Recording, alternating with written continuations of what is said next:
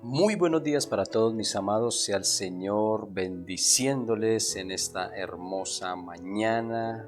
Una vez más, podemos venir delante de Dios primeramente y gracias al Señor podemos compartir y predicar la palabra de Dios. Les invito a que hoy podamos disponer de nuestros corazones y recibir ese mensaje que el Señor tiene preparado para nuestras vidas.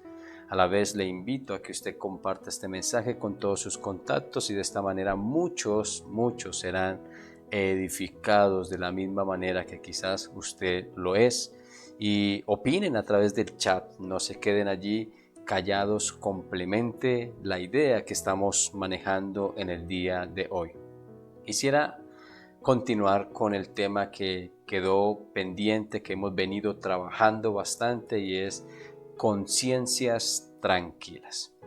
En la primera emisión pudimos ver cómo el salmista podía abogar delante de Dios, ya que este era un hombre que tenía un corazón que respetaba, honraba y era temeroso, en este caso, al Señor, la cual le pedía que le examinara su corazón, la cual le pedía que evaluara si todo lo que las demás personas decían en contra de él eran verdad o no.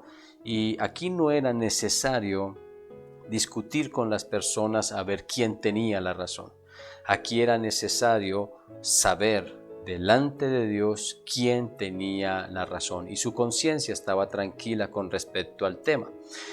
En segundo lugar, era un hombre que no andaba con malhechores, que no andaba con personas vanas, que no andaba con personas que se sentaban a hacer negocios ilícitos. Era un hombre que cada día caminaba con el Señor. No andaba con hombres perversos, sino que día tras día hacía la voluntad del Señor. Y esto lo llevaba también a tener una conciencia tranquila, ya que no abría su corazón a cosas vanas de este mundo, ni mucho menos con personas que no eran temerosas a Dios. Y vuelvo y repito, lo llevaba a tener una conciencia tranquila. Hoy, a partir del versículo 6, continuando en el Salmo 26, vamos a ver cómo el salmista también podía tener una conciencia tranquila. Entonces, era un hombre que trataba de vivir de una manera piadosa, era un hombre que no se sentaba con hombres inmundos o pecadores, y hoy veremos que también tenía una conciencia tranquila cuando este hombre se deleitaba viviendo y permaneciendo en las ordenanzas que Dios había establecido. Es decir, un hombre que buscaba la presencia de Dios, un hombre que se sometía constantemente a la presencia de Dios, un hombre que día tras día quería purificar su vida, santificar su vida y glorificar el nombre de Dios con su vida. Vamos a verlo hoy en el Salmo 26 a partir del versículo 6 en adelante. Dice la palabra del Señor de la siguiente manera: con manos limpias e inocentes camino, Señor, en torno a tu altar, proclamando en voz alta tu alabanza y cantando todas tus maravillas. Señor, yo amo la casa donde vives, el lugar donde reside tu gloria. En la muerte no me incluyas entre pecadores y asesinos. entre gente que tiene las manos llenas de artimañas y sobornos. Yo, en cambio, llevo una vida intachable. Líbrame y compadécete de mí. Tengo los pies en terreno firme y en la gran asamblea bendeciré al Señor. Gloria a Dios. Esta era la buena disposición que en este caso tenía el salmista. La buena disposición que tenía este hombre cada día al buscar la presencia del Señor. Ahora, ¿cómo lo buscaba? ¿Cuál era la manera? ¿Cómo era su corazón? Porque hoy por hoy vemos muchas personas buscando al Señor, pero no con el corazón adecuado. Y por eso muchas veces discutimos entre nosotros mismos, inclusive se lo exponemos a muchas personas al pensar o al decir que Dios no nos escucha, que como que vienen afectaciones más graves, como que vienen problemas y consecuencias más fuertes, y a veces nos decimos y nos preguntamos el por qué. Y el por qué es que a veces nosotros buscamos la presencia de Dios solamente con la intención de que Dios obre en mi vida, de que Dios prospere mi vida, de que Dios, mejor dicho, me dé todo lo que yo necesito, pero quizás la disposición de nuestro corazón no es vivir en santidad, no es deleitarnos en buscar la presencia del Señor, no es deleitarnos en la congregación, no es deleitarnos cuando de verdad se acerca el día del Señor y vamos a adorarle, y vamos a consagrarnos, y vamos a entregar nuestras vidas, y vamos a humillarnos, y vamos a purificarnos, porque el propósito de Cristo es que cada día nuestras vidas sean vidas que de verdad alaben y exalten el nombre de Dios, pero con un corazón, escúcheme muy bien, un corazón puro, un corazón sano. Por eso el salmista decía que él se congregaba e iba a la casa del Señor a alabar, en donde dice que lavaría su conciencia, ¿no? Que lavaría su inocencia, que limpiaría en este caso sus manos y que andaría alrededor del altar del Señor. Bueno, esto que estamos viendo aquí es muy importante y muy interesante, ya que cuando nosotros vemos la preparación que debemos de tener día tras día al presentarnos delante de Dios, es cuando nos lleva a nosotros a identificar. Dese cuenta que estamos hablando del altar, que quería andar a su alrededor, que debía de purificarse, que debía de santificarse, que debería de lavar sus manos, por lo que esto nos indica examinar en este caso cómo era la forma en que el sacerdote podía entrar a la presencia de Dios. Aunque fuera sacerdote y hubiese sido ordenado por Dios, no quiere decir que fuera un hombre que entrara a su presencia de la manera más vil o inmunda. Este hombre con anticipación tenía que presentar sacrificios. Este hombre con anticipación tenía que lavar sus vestimentas. Este hombre con anticipación tenía que lavarse las manos, por lo que nos indica que David entendía muy bien el rol del sacerdocio. Sin embargo, para adorar a Dios, para exaltar a Dios, tenía que darse cuenta de cómo debía de entrar a la presencia del Señor. Y nosotros vemos un panorama quizás antiguamente en donde se exigía ciertos tipos de requisitos, pero que lo hacían de corazón. Hoy por hoy quizás ya no actuamos de la misma manera, porque recuerden lo que dice Hebreos 10, todo eso que sucedía anteriormente era una sombra de todas aquellas cosas que iban a suceder después, por lo que quizás el sacrificio que presentaban los sacerdotes ya no era un sacrificio físico. Ahora el sacrificio perfecto era Cristo Jesús, por lo que la sangre de Cristo lavaba nuestras conciencias, por lo que la sangre de Cristo podía limpiar y purificar cada una de nuestras vidas. Y esto lo menciona muy bien el autor a la carta a los Hebreos, por lo que le invito a que vaya juntamente conmigo al capítulo número 9, por favor. Pero vamos a ir en este caso al versículo 14. Vamos a ubicarnos allí por un instante y vamos a ver este pasaje que nos lleva a identificar en este caso la obra de nuestro Señor Jesucristo. Dice la palabra del Señor: si esto es así, cuánto más la sangre de Cristo, quien por medio del Espíritu Eterno se ofreció sin mancha a Dios, purificará nuestras conciencias de la obra que conduce a la muerte, a fin de que sirvamos al Dios viviente.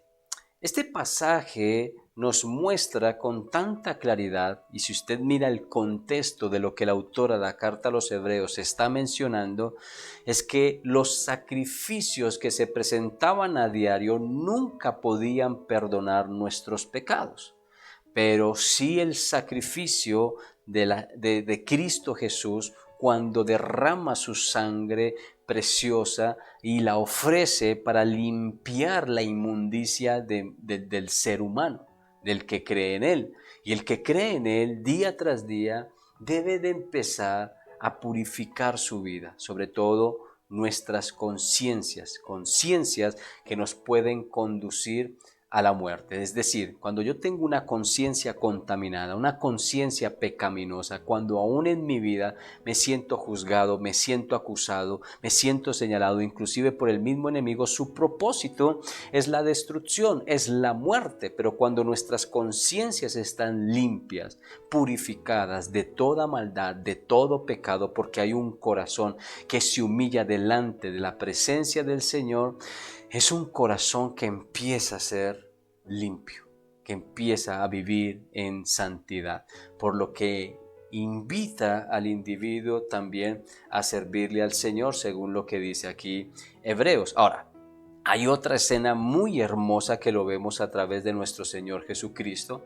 Inclusive lo tocábamos de una manera superficial el día domingo, y es que Juan, en el capítulo 13 del Evangelio de San Juan, capítulo 13, el versículo 10 más específicamente, para no tener que hablar de todo este texto, menciona el Señor Jesucristo a Pedro que el que ya se ha bañado no necesita lavarse más que los pies. Le contestó Jesús: pues ya todo su cuerpo está limpio y ustedes ya están limpios, aunque no todos. Ya en este caso, o en este último caso, refiriéndose a Judas, que era quien iba a entregar al Señor a ese sacrificio que por ende ya tenía un plan determinado, y que era el momento y a través de este hombre quien Cristo iba a padecer para que nosotros pudiésemos recibir el perdón. Sin embargo, el que recibe a Cristo Jesús, el Señor le ha perdonado, el Señor le ha redimido, pero día tras día nuestras vidas tienden a contaminarse. Es como si nosotros andásemos descalzos, y si andamos descalzos, por más que el piso esté limpio, sus pies se van a ensuciar, sus pies se van a contaminar. Ahora mucho más si andas por lodo, si andas por barro, ahora mucho más si estamos andando por lugares en donde hay bastante piedra. Pero todas estas cosas que nos enseña Cristo Jesús como una simbología, por así decirnos, nos muestra a nosotros el pecado que quizás hay día tras día cometido por nuestra naturaleza humana, carnal, pero no porque se haya convertido ya en un deseo diario de pecar, sino porque pecamos inconscientemente. Sin embargo, no quiere decir que esto sea pasado por alto. Necesitamos lavar nuestros pies, es decir, necesitamos cada día venir delante de la presencia del Señor para purificar y santificar nuestras vidas delante de Él, humillándonos de tal manera que el Señor pueda perdonar y quiera perdonar nuestros pecados. Otra escena bastante hermosa que nosotros podemos identificar es cuando vemos allí a un publicano lleno de maldad, lleno de pecado, buscando la presencia del Señor, y vemos a un fariseo que que conoce de la ley y que, entre comillas, trata de vivir una vida piadosa. Porque aún así este hombre muestra delante de Dios los medios de la gracia y cómo los vive, cómo los desarrolla de una manera piadosa. Pero cuando vemos a este hombre jactarse de lo que de su vida piadosa, por así decirlo, del desarrollo de su oración, del desarrollo de su ayuno, del desarrollo del dar limosna, de ayudar a la gente.